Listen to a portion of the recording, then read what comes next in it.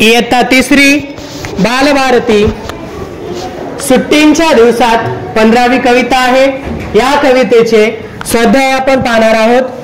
प्रश्न पहिला, एका वाक्यात उत्तरे लिहा। कवितेतील मुलाला आकाशात केव्हा उडावेसे वाटते? उत्तर आहे, कवितेतील मुलाला सुट्टीच्या दिवसात आकाशात उडावेसे वाटते। सुट्टीच्या दिवशी कोणत्या घसरगुंडीवर वर खाली व्हावेसे वाटते? उत्तर, सुट्टीच्या दिवशी इंद्रधनुष्याच्या घसरगुंडीवर वर खाली व्हावेसे वाटते। सुट्टीच्या दिवसात नेहमीचे जग कसे होते? उत्तर, सुट्टीच्या दिवसात नेहमीचे जग अद्भुत म्हणजेच आश्चर्यकारक होते। प्रश्न दुसरा, खालील शब्दांपुढे कंसातील योग्य शब्द लिहा।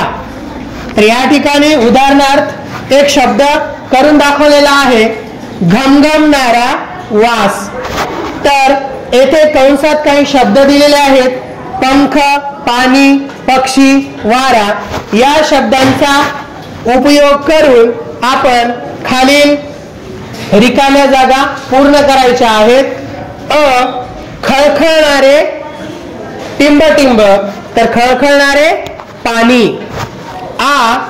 फडफडणारे टिंबटिंब, तर फडफडणारे काय येणार? पंख। पुढे किलबिलणारे, किलबिलणारे काय आहेत? पक्षी, तर इथे येणार किलबिलणारे पक्षी। घोंगावणारा टिंबटिंब, आता घोंगावणारा काय असतो? वारा। प्रश्न तिसरा, खालील अर्थाच्या कवितेतील ओळी लिहा। उन्हात माळावर फिरताना खोडकर वारा अंगाला स्पर्श करून जातो। उत्तर, उन्हातही अंगाला बिलगे माळावरचा उन्हाळ वारा। समुद्रातून पोहून जावे, उंच उंच पर्वत चढून जावे। उत्तर, वाट पोहू साती सागर, गगनचुंबी ओलांडू पर्वत। सुट्टीच्या दिवसात वेळ कसा गेला हे लक्षात न येणे। उत्तर, सुटे भान काळाचे सगळे, सुट्टीमध्ये कसे काय होते? प्रश्न चौथा, चालू वर्षाचे कॅलेंडर घ्या। शाळा सुरू झाली त्या दिवसापासून दिवाळीच्या आधीपर्यंत किती सुट्ट्या आहेत ते शोधा।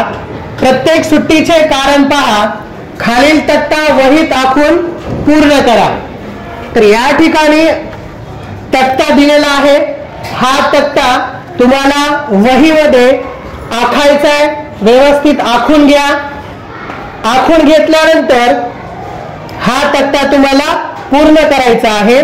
तर या तक्त्यामध्ये महिना, साप्ताहिक सुट्टी, राष्ट्रीय सणाची सुट्टी, धार्मिक कारणासाठी सुट्टी, उदाहरणार्थ रमजान, ईद, पोळा असे सण असतील तर धार्मिक कारणासाठी सुट्टी। तर येथे जून, जुलै, ऑगस्ट टिंबटिंब एकूण दिवस। तर आपल्याला हे महिने पूर्ण करायचे आहेत। ऑगस्ट नंतर सप्टेंबर, त्याच्यानंतर ऑक्टोबर, नोव्हेंबर, डिसेंबर हे तुम्हाला वहीमध्ये आखून पूर्ण करायचं आहे।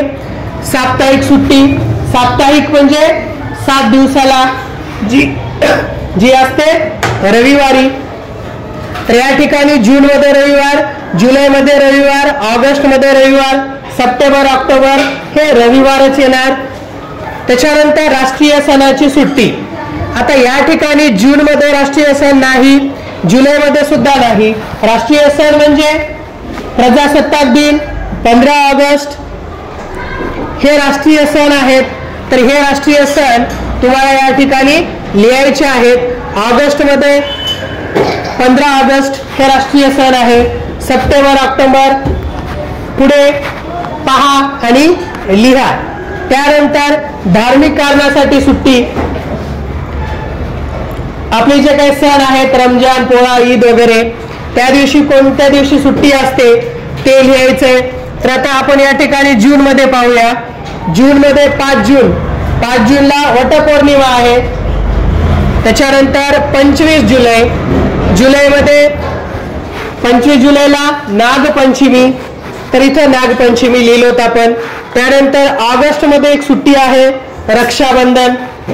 तर धार्मिक कारणासाठी तुम्हाला सुट्टी देऊ शकतात. त्यानंतर सप्टेंबर, 1 सप्टेंबरला अनंत चतुर्दशी. तर ऑक्टोबर मध्ये, नोव्हेंबर मध्ये कोणकोणत्या सुट्ट्या आहेत त्या सुट्ट्या तुम्हाला येथे लिहायच्या आहेत. आणि अशा पद्धतीने हा तक्ता तुम्हाला पूर्ण करायचा आहे. हा तक्ता पूर्ण केल्यानंतर एकूण दिवस येथे लिहायचे आहेत. साप्ताहिक सुट्टीचे दिवस, राष्ट्रीय सणाची सुट्टी दिवस आणि धार्मिक कारणासाठी सुट्टी दिवस, ह्याचे एकूण दिवस शेवटी लिहायचे आहेत. पुढे प्रश्न आहेत. कॅलेंडर पाहताना सुट्टी पटकन कशामुळे कळते? उत्तर, सुट्टी असलेले तारीख लाल रंगात असते, म्हणून आपल्याला कॅलेंडर पाहताना सुट्टी पटकन कळते. रविवार शिवाय येणाऱ्या सुट्ट्यांमध्ये राष्ट्रीय सणांच्या सुट्ट्या जास्त आहेत की धार्मिक कारणांच्या सुट्ट्या किती जास्त आहेत?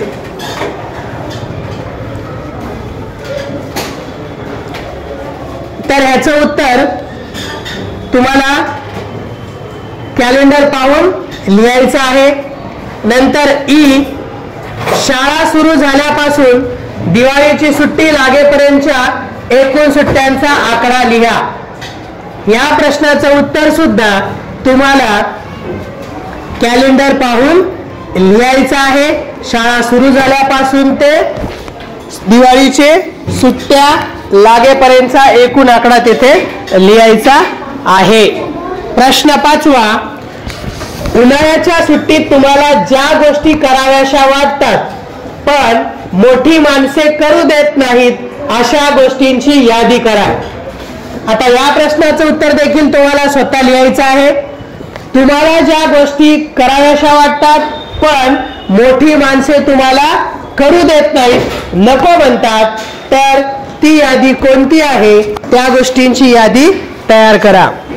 प्रश्न 6वा, उन्हाळ्याच्या सुट्टीत मोठी माणसे तुम्हाला करायला सांगतात पण तुम्हाला करावीशी वाटत नाहीत अशा कामांची यादी करा. आता हा प्रश्न तुम्हाला स्वतःच लिहायचा आहे. मोठी माणसे तुम्हाला करायला सांगतात पण तुम्हाला करावेसे वाटत नाहीत अशा कामांची यादी तयार करा. प्रश्न 7वा, सारखी अक्षरे एकमेकांना जोडून येणारे जोडाक्षरयुक्त शब्द लिहा. जसे सुट्टी. तर या प्रश्नाचं उत्तर तुम्हाला लिहायचं आहे. सारखी अक्षरे एकमेकांना जोडून येणारे जोडाक्षरयुक्त शब्द लिहा. प्रश्न 8वा, इंद्रधनुच्या घसरगुंडीवर खेळतानाचे चित्र काढा व रंगवा. इंद्रधनुच्या घसरगुंडीवर खेळतानाचे चित्र तुम्हाला काढायचं आहे आणि छानपैकी रंगवायचं आहे. प्रश्न 9वा, खाली दिलेल्या फळांचा पदार्थांचा वास घ्या व खा. त्या वासांतील व चवीतील वेगळेपण समजून घ्या. खाली फळं दिलेले आहेत, पदार्थ दिलेले आहेत. केळी, आंबा, गाभुळलेली चिंच, आवळा, भाजलेले शेंगदाणे, भजी, पिकलेला फणस आणि बोरे. तर या फळांचा आणि पदार्थांचा तुम्हाला वास आणि चव घ्यायचा आहे आणि याच्यातील वेगळेपणा समजून घ्यायचा आहे. प्रश्न 10वा, योगेश, रहीम, संध्या, रोहन, अपर्णा, दीना या मुलांना सुट्टी आवडत नाही. सुट्टी असली की योगेशला घरून बाबांना दुकानात डब्बा पोहोचावा लागतो म्हणून त्याला सुट्टी आवडत नाही. इतर मुलांना सुट्टी का आवडत नसेल याचा विचार करा आणि प्रत्येक मुलाच्या नावडीचे तुम्हाला वाटणारे कारण लिहा. आता बाकी मुलांना सुट्टी का आवडत नाही याचे कारणे तुम्हाला तुमच्या कल्पनेने लिहायचं आहे. तर या पूर्ण 15वी कविता जी आहे सुट्टींच्या दिवसात, या कवितेचे संपूर्ण स्वाध्याय आपण पाहिलोत.